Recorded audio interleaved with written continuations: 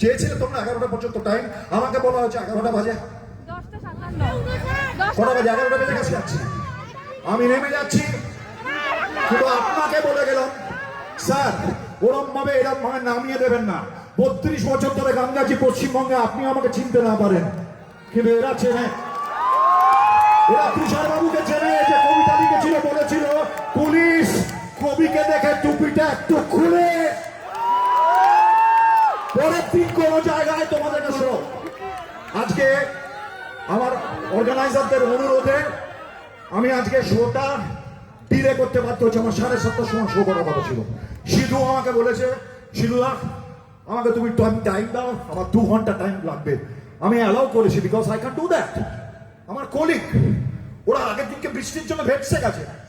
5টা মিনিট গান গাইলে একটা যতগুলো লোক আনন্দ পেলে আপনাদের এত ক্ষতি হয়ে যাচ্ছে।